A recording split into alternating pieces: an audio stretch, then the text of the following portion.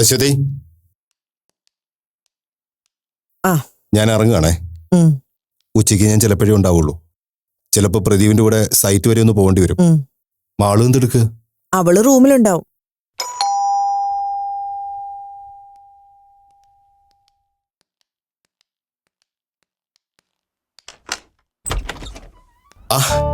വിപിയോ? വാ. എന്താ വിപിട്ട രാവിലെ തന്നെ? ഒന്നുമില്ല, കുറച്ചു ദിവസമായല്ലോ ഇവിടേക്കൊക്കെ വന്നിട്ട്. എല്ലാവരും വന്നൊന്ന് കാണാൻ കരുതി. വാ, ഇരിക്ക്.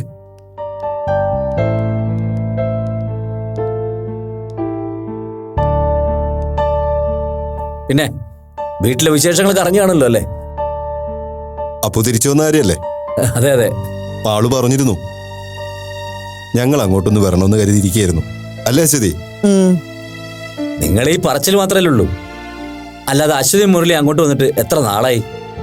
അല്ല വിപിട്ട, സത്യമായിട്ടും ഇത്തവണ അങ്ങോട്ട് വരണം തന്നെയാ വിചാരിച്ചത്. മുരളിയേട്ടന്റെ ഓരോ തിരക്കുകൾ കാരണം. ഞാൻ വെറുതെ പറഞ്ഞ അശ്വതി, മുരളിയുടെ തിരക്ക് എനിക്ക് ഊഹിക്കാവുന്നല്ലേ ഉള്ളൂ. നിങ്ങൾ വന്നില്ലെങ്കിലും മാളുവിന്റെ കയ്യിൽ കൊടുത്തുവിട്ട പാൽപ്പായസം കിട്ടി ബോധിച്ചു കേട്ടോ. ഞങ്ങളെല്ലാവരും നന്നായി സെലിബ്രേറ്റ് ചെയ്യുകയും ചെയ്തു. എത്തിയല്ലോ ആള്.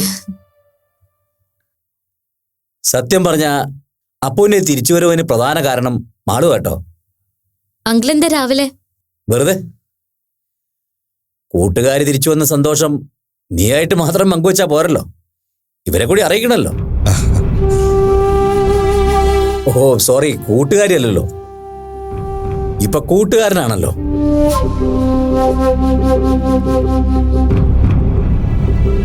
എത്ര ശ്രമിച്ചാലും ചിലപ്പൊക്കെ ഞാനത് മറന്നു പോകും കേട്ടോ. കേട്ടോ മുരളി, ഞാൻ നേരത്തെ പറഞ്ഞില്ലേ, അപ്പുവിന് ഞങ്ങൾക്ക് തിരിച്ചു കിട്ടാൻ കാരണക്കാരി നമ്മുടെ മാളൂസ. അതിന് ഇവിടെ അനുവദിച്ച നിങ്ങളോട് കൂടി എനിക്ക് നന്ദി പറയാനുണ്ട്. എന്താ വിപിട്ട ഇത്? അങ്ങനെ നന്ദിയും കടപ്പാടും ഒക്കെ പറഞ്ഞു തീർക്കാനുള്ള ബന്ധമാണോ നമ്മൾ തമ്മിലുള്ളത്? അവര് തമ്മിലുള്ള ബന്ധത്തെക്കുറിച്ച് നമ്മൾ പറയാതെ തന്നെ വിപിട്ടന് അറിയാലോ. ഒക്കെ എനിക്കറിയാം അശ്വതി. അതിനിടയിൽ എന്തൊക്കെയോ വിള്ളലുകൾ ഉണ്ടായിരുന്നു എനിക്ക് മനസ്സിലായി. പക്ഷെ അത് ഇവരായിട്ട് ചേർന്ന് പാച്ചപ്പ് ചെയ്തു എന്നറിഞ്ഞതിന്റെ സന്തോഷമുണ്ട്. അപ്പു എന്തു പറയുന്നു? ഹാപ്പി അല്ലേ? ഹാപ്പിയായി വരുന്നു. കുറച്ചുനാൾ ഞങ്ങളിൽ നിന്ന് വിട്ടു നിന്നല്ലേ, ആ ഒരു ടൈം ഗ്യാപ്പ് ഇല്ലാതാക്കാൻ ശ്രമിച്ചുകൊണ്ടിരിക്കുക. എല്ലാം ശരിയാവും വിപി. നമ്മൾ ശ്രമിക്കാഞ്ഞിട്ടല്ലോ. ഇനിയിപ്പോ അപ്പുവിന്റെ ഇഷ്ടത്തിന് അങ്ങ് വിട്ടുകൊടുത്തേക്ക. അതെ, അത്രയും ഞാനും കരുതിയിട്ടുള്ളൂ. അല്ല, മുരളി ഓഫീസിലേക്ക് ഇറങ്ങിയാണോ? അതെ. എന്നാ പിന്നെ ഞാൻ താമസിപ്പിക്കുന്നില്ല. അത് സാരമില്ല, വിപി ഇരിക്കെ. വേണ്ട മുരളി, എനിക്കും അല്പം തിരക്കുണ്ട്. വിപിട്ടന് ഇരിക്കെ, ഞാൻ ചായ എടുക്കാം. ഒന്നും വേണ്ട അശ്വതി, നിങ്ങളെയൊക്കെ ഒന്ന് കണ്ട് ഈ സന്തോഷം ഒന്ന് ഷെയർ ചെയ്യണമെന്ന് തോന്നി, അതുകൊണ്ട് വന്നതാ. ഞാനും ഗീതയും അപ്പവും കൂടി സമയം പോലെ ഇറങ്ങാം. സൽക്കാരൊക്കെ അപ്പാവാം. ഇപ്പം മുരളിയും തിരക്കില്ലല്ലേ? മുരളി, ഒരു മിനിറ്റ്, ഒരു കാര്യം പറയാറുണ്ട്.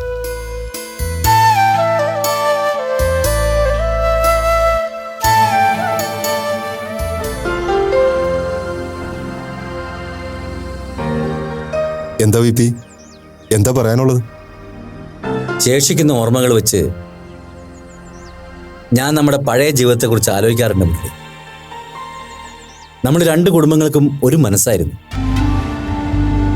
ഞാനോ മുരളിയോ വേണ്ടെന്ന് പറയുന്നൊരു കാര്യം പിന്നെ അതേക്കുറിച്ച് നമ്മൾ ആലോചിക്കാറേ ഇല്ലായിരുന്നു. അതുപോലെ തന്നെയായിരുന്നു ഗീതയുടെയും അശ്വതിയുടെയും കാര്യം. അപ്പുവിന്റെയും മാളുവിന്റെയും കാര്യം പിന്നെ പറയണ്ടല്ലോ. അതെ, വിപിയുടെ മനസ്സ് വെച്ചാ അതൊക്കെ തിരിച്ചു പിടിക്കാവുന്നതേ ഉള്ളൂ. അതെ അതെ, ഞാനും അതേക്കുറിച്ച് ആലോചിക്കാതിരിക്കുന്നില്ല. എന്തു കാര്യങ്ങളും പരസ്പരം ആദ്യം ആലോചിക്കുന്നത് നമ്മൾ തമ്മിലാ, അല്ല മുരളി? അതെ. മാളുവിനാദ്യം അരുൺ ഭാസ്കറിൽ നിന്നൊരു പ്രപ്പോസൽ വന്നപ്പോൾ ഞാൻ ആദ്യം വിപിയുടെ സമ്മതമാണ് നോക്കിയത്. അന്ന് വിപി അതിനെ എതിർത്തു. അതെന്തുകൊണ്ടും നന്നായെന്ന് എനിക്കിപ്പോ തോന്നുന്നു. അല്ല, ഇപ്പൊ ഇതേക്കുറിച്ചൊക്കെ സംസാരിക്കാൻ എന്താ സംഭവം? എന്താ ഉണ്ടായത്? ഇല്ല, വെറുതെ ആലോചിച്ചെന്നേ ഉള്ളൂ. മുരളിക്ക് ഓർമ്മയുണ്ടോ, നമ്മുടെ രണ്ടുപേരുടെയും വീട് പണി ഏകദേശം ഒരേ സമയത്താണ് തുടങ്ങിയത്. ഫിനാൻഷ്യലി നമ്മൾ നല്ല സ്ട്രഗിൾ ചെയ്യുന്ന സമയമായിരുന്നു. മുരളിക്ക് അത്രയും ബുദ്ധിമുട്ടില്ലായിരുന്നു. പക്ഷേ ഞാൻ നന്നായിട്ട് സ്ട്രഗിൾ ചെയ്യായിരുന്നു. അതിൽ നിന്ന് കരകയറാൻ സഹായിച്ചത് മുരളിയാണ്.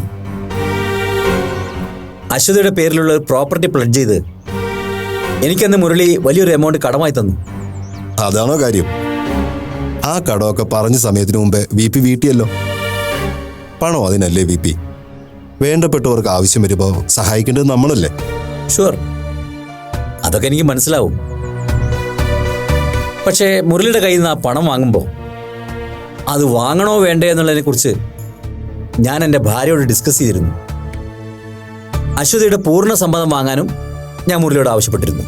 അതെ, അതുകൊണ്ടെന്താ കുഴപ്പം? അങ്ങനെയുള്ള മേജർ ഫിനാൻഷ്യൽ ഇഷ്യൂസ് വരുമ്പോൾ ഒരാൾ ഒറ്റയ്ക്കൊരു ഡിസിഷൻ എടുക്കുകയായിരുന്നില്ല നമ്മുടെ രീതി. നമ്മൾ 4 പേരും കൂടി ചേർന്നാണ് ഒരു തീരുമാനം എടുത്തിരുന്നത്. അതായിരുന്നു നമ്മുടെ പതിവ്, അല്ല മുരളി? അതെ. വി പി എന്തുദ്ദേശിച്ച ഈ പറയുന്നതെന്ന് എനിക്കിപ്പോഴും മനസ്സിലായിട്ടില്ല. ഗീതയ്ക്ക് മുരളി കുറച്ച് കാശ് കണക്ക് കൊടുത്തിരുന്നല്ലേ? ഓ, അതാണോ കാര്യം? എൻ്റെ വി പി, ഗീത എങ്ങനെ ഒരു പാർലർ തുടങ്ങാൻ പോകുന്നത് ഒരു നല്ല കാര്യമായിട്ട് എനിക്ക് അശ്വതിക്കും തോന്നി. കാശിൻ്റെ ബുദ്ധിമുട്ട് കൊണ്ട് അത് നടക്കാതെ പോകരുതെന്ന് ഞങ്ങൾ ആഗ്രഹിച്ചു. ഞങ്ങളെക്കാൾ കൂടുതൽ മാളവിനായിരുന്നു നിർബന്ധം. എന്ന് കരുതി ഗീത എന്നോടോ അശ്വതിയോടോ മാളുവിനോടോ കാശൊന്നും കടം ചോദിച്ചിട്ടില്ലായിരുന്നു. മാളുവിൻ്റെ നിർബന്ധപ്രകാരമാണ് ഞങ്ങൾ ഗീതയ്ക്ക് അങ്ങനെ ഒരു ഹെൽപ്പ് ചെയ്തത്. ആയിക്കോട്ടെ, അതിലെനിക്ക് സന്തോഷമേ ഉള്ളൂ. പക്ഷേ ആ കാര്യം മുരളിക്കോ അശ്വതിക്കോ എന്നോടൊന്ന് പറയായിരുന്നു. ഇനി നേരിൽ കാണാത്തോണ്ടാ പറയാത്തതെങ്കിൽ അതൊരു എക്സ്ക്യൂസ് അല്ലല്ലോ മുരളി. ഒന്ന് ഫോൺ ചെയ്തെങ്കിലും ആ വിവരം എന്നെ ഒന്ന് അറിയിക്കായിരുന്നു. അതൊക്കെ ഇത് ഇഷ്യൂ ആക്കി എടുക്കേണ്ട കാര്യമുണ്ടോ? നമ്മളെ സംബന്ധിച്ച് ഇതൊരു നിസ്സാര കാര്യമല്ലേ? മുരളിയെ സംബന്ധിച്ച് നിസ്സാരമായിരിക്കും. പക്ഷെ ഭർത്താവ് ആരോഗ്യത്തോടെ ജീവിച്ചിരിക്കുമ്പോൾ മറ്റൊരു വീട്ടിൽ ചെന്ന് സഹായം സ്വീകരിച്ച് ഒരു ബിസിനസ് സംരംഭം തുടങ്ങാന്ന് പറഞ്ഞാൽ ഒന്നുകിൽ ആ ഭർത്താവ് ഒന്നിനും കൊള്ളരുതാത്തവനായിരിക്കണം, അല്ലെങ്കിൽ ഭാര്യയും ഭർത്താവും തമ്മിൽ പരസ്പരം യോജിപ്പിലല്ലാതിരിക്കണം. എന്നെ ഒരു ഗുഡ് ഫോർ നത്തിങ് ഫെലോ ആയിട്ട് ഗീതയ്ക്ക് ഇതുവരെ തോന്നിയിട്ടില്ലെന്നാണ് എൻ്റെ വിശ്വാസം. ഞങ്ങൾ തമ്മിൽ അങ്ങനെ കാര്യമായിട്ട് പ്രശ്നങ്ങളുമില്ല. എന്നിട്ടും ഗീതയോ മുരളിയോ അശ്വതിയോ ഈ കാര്യം എന്നിൽ മറച്ചു വെച്ച ശരിയായില്ല. ഇപ്പൊ എന്റെ സ്ഥാനത്ത് മുരളിയായിരുന്നെങ്കിൽ എന്തു തോന്നുമായിരുന്നു? ഗീതയത് മനഃപൂർവ്വം മറച്ചു വെച്ചതൊന്നുമല്ല. പാർലർ തുടങ്ങാൻ നേരം അതിനെക്കുറിച്ച് ഡീറ്റെയിൽ ചെയ്യാന്ന് കരുതിയിട്ടുണ്ടാവും. അത് ഗീതയുടെ കാര്യം. What about you? Murali Aswathy അത് എന്തുകൊണ്ട് പറഞ്ഞില്ല? സോറി, വി പിക്കത് ഫീൽ ചെയ്തെങ്കിൽ ഞാൻ ആ തെറ്റ് അഡ്മിറ്റ് ചെയ്യുന്നു. നോ, അങ്ങനെ സോറി പറയേണ്ട കാര്യമൊന്നുമില്ല മുരളി. നമ്മൾ അങ്ങനെ ആയിരുന്നില്ല മുൻപ് എന്നൊന്ന് ഓർമ്മിപ്പിച്ചെന്നേ ഉള്ളൂ. ദാ, ഇത് ഗീത മുരളിയിൽ നിന്ന് വാങ്ങിയ തുകയുടെ ചെക്ക. ഞാനത് മടക്കി തരിക. വി പി, എന്താ ഇത്? ഇപ്പൊ ഇതിൻ്റെ ഒന്നും ആവശ്യമില്ല. ആ കാശ് ഗീത സൗകര്യം പോലെ തിരിച്ചുതരാന്ന് പറഞ്ഞിട്ടുണ്ട്. നോ, ഞാൻ പറഞ്ഞല്ലോ, ഞാൻ ജീവിച്ചിരിക്കുമ്പോൾ എൻ്റെ ഭാര്യ മറ്റൊരാളിൽ നിന്ന് സഹായം സ്വീകരിക്കുന്നത് എനിക്കിഷ്ടമല്ല. അതുകൊണ്ട് മുരളി ഇത് സ്വീകരിച്ചേ പറ്റൂ. ഇപ്പൊ ഗീതയ്ക്ക് ആവശ്യമുള്ള കാശ് എൻ്റെ പക്കലുണ്ട്, അത് ഞാൻ കൊടുത്തോളാം. ഭാവിയിൽ ഞാൻ ഇല്ലാതാവുന്ന ഒരു കാലം വരികയാണെങ്കിൽ മുരളി അശ്വതി ഇങ്ങനെ സഹായിക്കുന്ന എനിക്ക് സന്തോഷമേ ഉള്ളൂ. So don't feel bad. Okay, പോട്ടെ.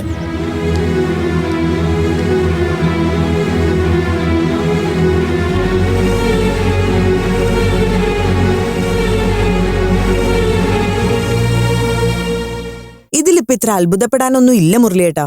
നമ്മൾ കാശ് കൊടുത്ത് സഹായിച്ചെന്നുള്ള കാര്യം അമ്മ വീപ്പേട്ടിനോട് പറഞ്ഞു എന്ന് അറിഞ്ഞപ്പോ തന്നെ ഞാനിത് പ്രതീക്ഷിച്ചതാ.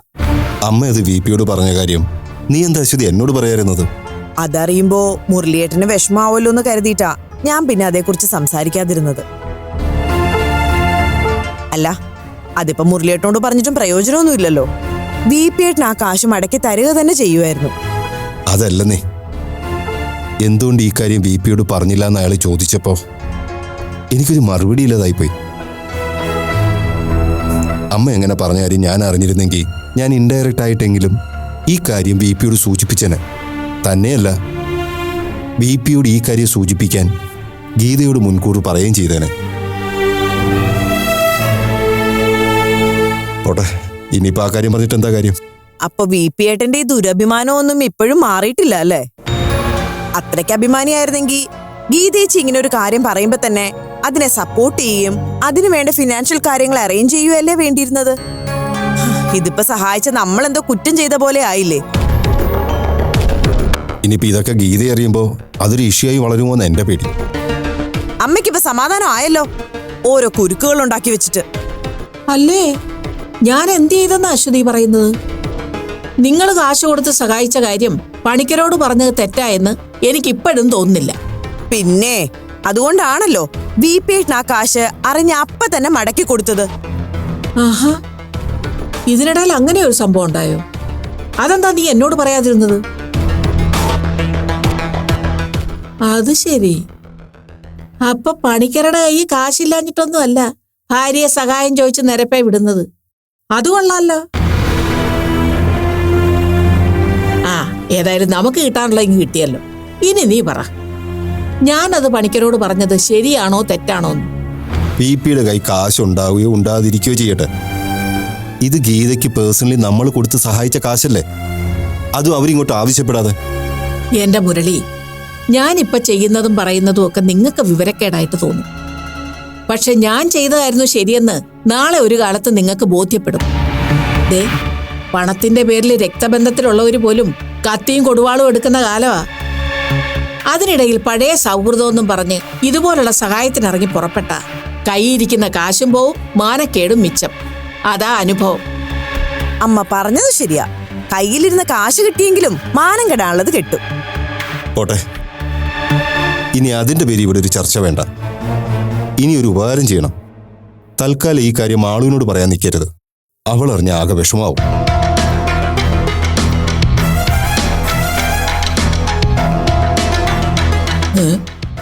അല്ലേ, ഇതെന്തൊരു പാട്? നമ്മളൊരു ഉപകാരം ചെയ്തപ്പോ അച്ചിക്കും നായർക്കും അത് കണ്ണിന് പിടിക്കുന്നില്ലെന്ന് പറഞ്ഞ പിന്നെ ഞാനെന്ത് പറയാനാ? ആ, അനുഭവം വരുമ്പം പഠിച്ചോളൂ. ഇന്ന് വീഡിയോ ആയിട്ട് പറഞ്ഞു വെച്ചിരുന്ന ഒരു മീറ്റിംഗ് ഉണ്ടായിരുന്നതാണേ. അപ്പോഴാ തമ്മിലൊന്ന് കാണണമെന്ന് പറഞ്ഞ് സാറിന്റെ ഫോൺ വിളിക്കുന്നത്. വക്കീലായതുകൊണ്ട് കൊല്ലാനാണോ വളർത്താനാണോ എന്ന് അറിയാൻ പറ്റില്ലല്ലോ. അതുകൊണ്ട് ബ്ലോക്ക് ഓഫീസറോട് പെമ്പ്രന്നോത്തിയുടെ അമ്മച്ചി അന്ത്യകുദാശയും കാത്ത് കിടക്കുകയെന്ന് കള്ളം പറഞ്ഞിട്ട് രാവിലെ അവിടുന്ന് 100 മിന്നിച്ചു. ആവശ്യക്കാരെ നമ്മളായതുകൊണ്ട് സാറിനോട് വരാൻ പറ്റുകയില്ലെന്ന് പറയരുതല്ലോ. ഫിലിപ്പോസ് മുതലാളി ഇതിനു മുമ്പും ഇതുപോലെ 100 മിന്നിച്ച് ഇവിടെ എത്തിയിട്ടില്ലേ?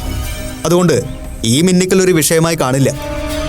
വക്കീലിനോടും വൈദ്യരോടും കള്ളം പറയരുതെന്നാണല്ലോ നാട്ടു നടപ്പ്. ഉള്ളതാ സാറേ, ഞാൻ വന്നിട്ടുമുണ്ട്, കാണേണ്ട 2 പേരെ കണ്ടിട്ടുമുണ്ട്. അവരാരൊക്കെയാണെന്ന് സാറിനോട് ഇനി പ്രത്യേകിച്ച് പറയേണ്ട ആവശ്യമില്ലല്ലോ. പക്ഷെ ഉള്ളത് പറയാമല്ലോ സാറേ. വന്ന 2 വരവ് കൊണ്ട് എനിക്ക് 5 കാശിൻ്റെ ഗുണമുണ്ടായില്ല. എണ്ണക്കാശ് പാഴായത് മിച്ചം. അപ്പോഴേ കരുതിയതാ ഇനിയൊരു വരവുണ്ടെങ്കിൽ അത് സാറിനെ കാണാനായിരിക്കുമെന്ന്. അപ്പതേ തേടിയ വെള്ളി കാലിൽ ചുറ്റിയതുപോലെ സാറിന്റെ വിളി ഇങ്ങോട്ട്. കർത്താവ് തമ്പുരാന്റെ ഓരോ ലീലാവിലാസങ്ങളെ. പറ സാറേ, എന്നാത്തിനാ എന്നെ വിളിപ്പിച്ചത്? പറയാം. കാര്യങ്ങളുടെ കിടപ്പോശം നമുക്ക് 2 പേർക്ക് അറിയാവുന്നത് കൊണ്ട് ഇനി അത് വിസ്തരിക്കണ്ട. സാറിന്റെ പെങ്ങൾ കൊച്ചിനോട് നമ്മുടെ പയ്യൻ കാണിച്ചത് നല്ല 1ാം ക്ലാസ് കന്നന്തിരിവാണെന്ന് വേദപുസ്തകത്തിലും തൊട്ട് ഞാൻ പറയും. പക്ഷേ അത് അവന്മാരുടെ പ്രായത്തിന്റെ ഒരു ഏനക്കേടായി കണ്ട് സാർ അങ്ങ് ക്ഷമിച്ചേക്കണം. വേണേൽ 2 എണ്ണത്തിനെയും കൊണ്ട് ഞാൻ സാറിന്റെ മുമ്പിൽ നിർത്തിത്തരാം. സാറ് മതിയാവോളം 2ന്റെയും കരണ കുറ്റിക്കെട്ട് ചാമ്പിക്കോ. കമാന്നൊരു അക്ഷരം ഞാൻ മിണ്ടുകയില്ല. പക്ഷെ അതിന്റെ പേരിൽ പിള്ളേരെ കോടതിയിലേക്ക് വലിച്ചിഴക്കരുത്. എന്റെ മോള് കൊച്ചിന്റെ മിന്നുകെട്ടൊക്കെ അടുത്ത് വരുവാ സാറേ. അതിനിടയിൽ ആങ്ങള പയ്യന്റെ പേരിൽ ഇങ്ങനൊരു നാറ്റക്കേസ് ഉണ്ടെന്നറിഞ്ഞാൽ മനസ്സമ്മതവും മിന്നുകെട്ടും ഒക്കെ അങ്ങ് മുടങ്ങും. സാറ് രക്ഷിക്കണം. ഈ ഫിലിപ്പോസ് എന്ത് വേണേലും പകരം തരാം. രക്ഷിക്കുന്ന കാര്യമൊക്കെ അവിടെ നിൽക്കട്ടെ ഫിലിപ്പോസ് അച്ചായ. ഞാനൊരു സംശയം ചോദിക്കാനാണ് വിളിച്ചു വരുത്തിയത്. അതിന് ഈ കേസുമായിട്ടൊന്നും ബന്ധമില്ല. അതെന്നതാ സാറേ? എന്നതാണെങ്കിലും ധൈര്യമായിട്ട് ചോദിച്ചോ. ഫിലിപ്പോസ് അച്ചായന് ഇതിനു മുമ്പ് ജയിലിൽ കിടന്നിട്ടുണ്ടോ? ഞാനോ? ജയിലിലോ? എന്റെ പൊന്നു സാറേ, പണ്ട് വയനാട്ടിൽ എസ്റ്റേറ്റില് കാപ്പിക്കുരു ഏലവും മോഷണം നടന്നപ്പോ അതിന്റെ പേരിൽ പരാതി കൊടുക്കാനും പിന്നെ പ്രതിയെ പിടിച്ചപ്പോ ആ മുതലിനെ ഒന്ന് കാണാനും അല്ലാതെ ഞാൻ ഇതുവരെ പോലീസ് സ്റ്റേഷൻ കണ്ടിട്ടില്ല. പിന്നെ ദോഷം പറയരുതല്ലോ, ആഫീസർമാര് പലരും നമ്മുടെ കമ്പനിക്കാരായതുകൊണ്ട് അവര് നമ്മുടെ ഗസ്റ്റ് ഹൗസിൽ വന്ന് എന്നെ കാണാറാ പതിവ്. സാറും സൗകര്യം പോലെ അങ്ങോട്ട് ഇറങ്ങ്. എങ്ങനാ, കഴിക്കുവോ? കഴിക്കുമെങ്കിൽ എങ്കിൽ പിന്നെ കുശാലല്ലയോ? നല്ല വെടിയിറച്ചിയും കശുവാങ്ങ വാറ്റുമായിട്ട് നമുക്ക് 2 ദിവസം അവിടെ മേളിക്കാവുന്നേ. സാറ് നമ്മുടെ കശുമാങ്ങ വാറ്റ് കഴിച്ചിട്ടില്ലല്ലോ. നമ്മുടെ തോട്ടത്തിലെ കശുമാങ്ങ ആയതുകൊണ്ട് പറയുകയില്ല, നല്ല സ്വയംഭ സാധനമാ. റെഡ് ലേബലും ബ്ലാക്ക് ലേബലും ഒക്കെ ഇവന്റെ മുമ്പിൽ ഓശാന പാടിപ്പോവും. തള്ള കുടിച്ച മോള് കൂത്താടുന്ന ഇനെന്നാ പറയുന്നേ. കൂത്താടുന്ന കാര്യമൊക്കെ നമുക്ക് പിന്നീട് ആലോചിക്കാം അച്ചായ. ആദ്യം കൊള്ളാവുന്ന ഒരു വക്കീലിനെ കണ്ട് സാറിന്റെ ജാമ്യത്തിന്റെ കാര്യം ഏർപ്പാടാക്കണം. ചിലപ്പോ 2 ദിവസത്തിനകം സാർ അറസ്റ്റിലാവും. സാക്ഷികളെ സ്വാധീനിക്കുന്നതോ ഭീഷണിപ്പെടുത്തി പിന്മാറ്റാൻ ശ്രമിക്കുന്നതോ ഗുരുതരമായ ക്രൈം ആയതുകൊണ്ട് ബെയില് കിട്ടാൻ പ്രയാസമായിരിക്കും. അതുമാത്രമല്ല, കുറ്റവാളികൾക്ക് ഒളിവിൽ കഴിയാൻ അവസരം ഒരുക്കുന്നതും അതുകൂടിയാവുമ്പോൾ അച്ചായം പെട്ടത് തന്നെ. എന്നതാ സാർ ഈ പറഞ്ഞുകൊണ്ട് വരുന്നത്? എന്നെ പിടിച്ച് കുരിശേത്തിറക്കാൻ മാത്രം ഞാൻ എന്നാ മഹാഭാവം ചെയ്തെന്നാ വക്കീല് പറഞ്ഞുകൊണ്ട് വരുന്നത്? നിങ്ങൾ ആദ്യം ഈ കേസിൽ ദൃക്സാക്ഷിയായ മിസ്റ്റർ മുരളീകൃഷ്ണനെ നേരിൽ കാണുകയും സാക്ഷി പട്ടികയിൽ നിന്നും ഒഴിവാക്കാൻ സമ്മർദ്ദം ചെലുത്തുകയും അതിനയാൾ വഴങ്ങുന്നില്ലെന്ന് കണ്ടപ്പോൾ ഭീഷണിപ്പെടുത്തുകയും ചെയ്തില്ലേ? ഓ, അതാണോ സാറേ കാര്യം? മക്കളുടെ കാര്യത്തിൽ കേസും വഴക്കും ഒക്കെ ഒത്തുതീർപ്പാക്കാൻ അപ്പനായിട്ടുള്ളവൻ നോക്കുകയല്ലേ? അതൊരു കുറ്റമാണോ? അത് കുറ്റമല്ല. പക്ഷേ പ്രധാനപ്പെട്ട ഒരു സാക്ഷിയെ കൊന്നുകളയുമെന്ന് ഭീഷണിപ്പെടുത്തുന്നത് ഒരു ക്രിമിനൽ ഒഫൻസാണ്. മുരളീകൃഷ്ണന്റെ കാര്യത്തിൽ മാത്രമല്ല, ഡേയ്സി ടീച്ചറുടെ കാര്യത്തിലും നിങ്ങൾ കുറെ കൂടി കടന്നുകയിലേ പ്രയോഗിച്ചത്.